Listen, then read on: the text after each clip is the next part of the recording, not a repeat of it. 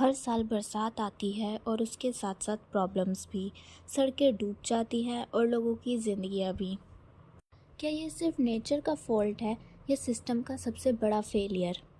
आज इस वीडियो में हम बात करेंगे कि मॉनसून के सीज़न इंडिया के लिए एक ब्लेसिंग होने के बावजूद कैसे एक इतना बड़ा इशू बन जाता है और इसका असली रीज़न क्या है। वैसे तो मॉनसून बहुत ही हसीन मौसम है, लेकिन सिर्फ अपनी बालकनी से पकोड़े खाते हुए बारिश को देखने तक। जब उसी मॉनसून में काम पर जाना हो सड़कों का यूज़ करके, तो इंडिया के मोस्टली हर कोने में मॉनसून का एक ही मतलब है, पानी और गंदगी। मुंबई, दिल्ली, असम, बिहार, हर जगह फ्लडिंग और वाटर लॉगिंग।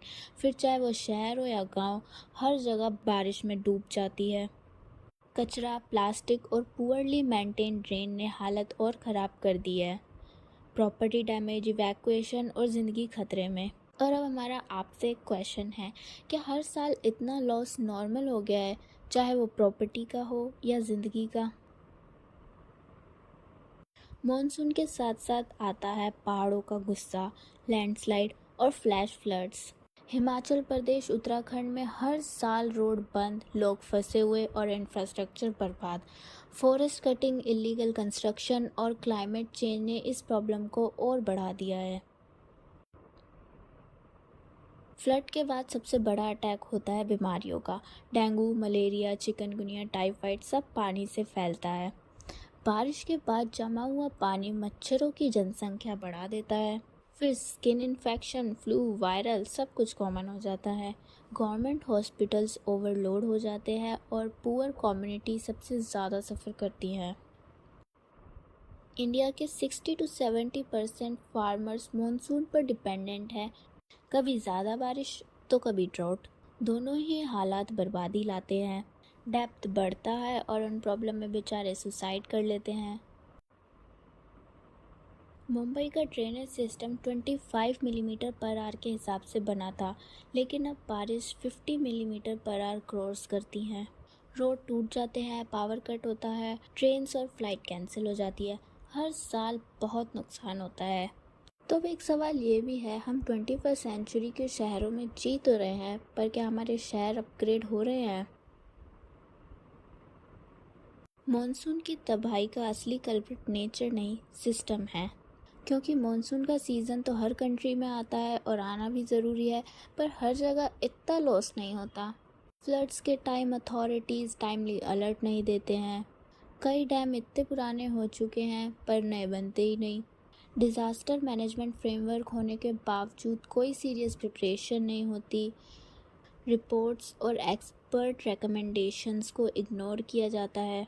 और ये सारी प्रॉब्लम्स एक बार की कहानी नहीं है, हर साल रिपीट होती हैं। Why Indian cities flood despite investment? जब इतना पैसा इंफ्रास्ट्रक्चर में लगता है तो फिर हर साल सेम प्रॉब्लम क्यों? बिना प्लानिंग के अर्बन एरिया डेवलप ऐसे हुए कि लेक्स, वेटलैंड्स तक को रियल एस्टेट ने हटा दिया। जब बारिश का पानी जहाँ जाना चाहिए वहाँ जाता नहीं है, क्योंकि वहाँ पर तो बिल्डिंग खड़ी हैं। कोई ऐसी ज़मीन नहीं है जहाँ बारिश का पानी सोख सके, क्योंकि हर जगह पक्की सड़कें हैं और फ्लैट्स हैं बड़े बड़े। कॉलोनियल एरा ड्रेनेज आउटडेटेड और इनसफिशिएंट है। गार्बेज मैनेजमेंट, ड्रेन्स ब्लॉक हो जाते हैं। क्लाइमेट चेंज, ज़्यादा इंटेंस या फिर शॉर्ट पीरियड रेन्स। मॉनसून और ज़्यादा खतरनाक बन रहा है। मॉनसून अब अनप्रिडिक्टेबल और एक्सट्रीम होता जा रहा है। सेंट्रल इंडिया में 75% ज़्यादा एक्सट्रीम रेनफॉल इवेंट्स होने लगे हैं। फ्लैश फ्लड्स बढ़ रही हैं, मॉडरेट रेन्स कम हो रही हैं, एक्सट्रीम रेन्स ज़्यादा।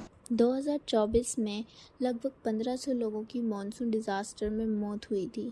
क्या आप जानते हैं, क्लाइमेट चेंज रियल है और मॉनसून उसका बिगेस्ट प्रूफ।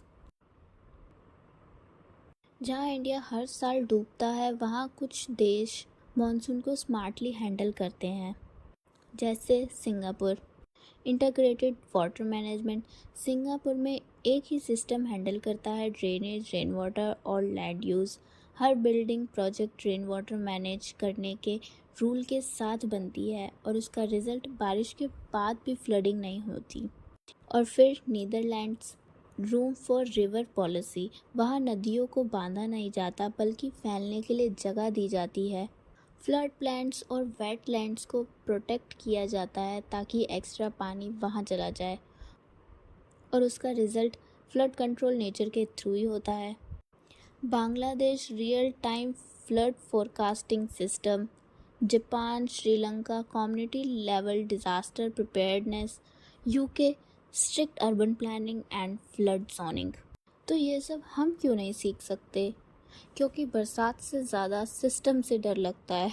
बरसात तो हर साल आएगी, लेकिन सवाल ये है, क्या हम हर साल डूबते रहेंगे या कुछ बदलेंगे? इंडिया को चाहिए proactive planning, climate resilient infrastructure, strict enforcement, real governance. तो आपको क्या लगता है, इंडिया को सबसे पहले किस एरिया में सुधार लाना चाहिए? कमेंट में बताइएगा।